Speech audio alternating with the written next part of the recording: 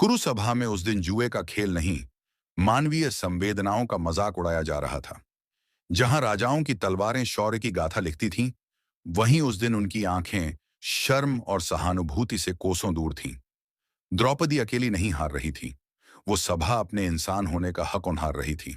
धृतराष्ट्र के राजमहल में धूर्त शकुनि ने अपनी चालाकी का ऐसा जाल बिछाया, जिसमें महाराज युधिष्ठिर अपने भाइयों और पत्नी को भी दांव पर लगाने से पीछे नहीं हटे। द्रौपदी, जो हर किसी को अपने तेज और आत्मसम्मान से प्रभावित करती थी, उस दिन खुद को एक वस्तु की तरह दांव पर लगते देख रही थी। सभा में हलचल थी। दुर्योधन का अट्टहास, कर्ण की घृणास्पद बातें और शकुनी की चालबाजी ने माहौल को और डरावना बना दिया था। जब युधिष्ठिर ने अंततः द्रौपदी को दांव पर लगा दिया और हार गए, सभा में एक अजीब सा सन्नाटा छा गया। जब दूत ने जाकर द्रौपदी को बुलाया और कहा, महाराज युधिष्ठिर ने आपको हार दिया है, द्रौपदी ने पलटकर कहा, पहले यह बताओ, क्या युधिष्ठिर स्वयं स्वतंत्र हैं? क्योंकि जो स्वयं गुलाम हो, वह दूसरे को कैसे दांव पर लगा सकता है? यह सवाल सुनकर सभा में सनसनी फैल गई। सब एक दूसरे का मुंह ताकने लगे, लेकिन दुर्योधन ने अपनी जिद और अहंकार में कहा, चाहे जैसे भी हो, द्रौपदी को लाया जाए। द्रौपदी को जबरन सभा में खींच कर लाया गया। सभा में द्रौपदी को अपमानित करने की पूरी योजना बना ली गई थी। दुर्योधन ने दुशासन को आदेश दिया, इसकी साड़ी खींचो, देखता हूं इसका स्वाभिमान कहां जाता है।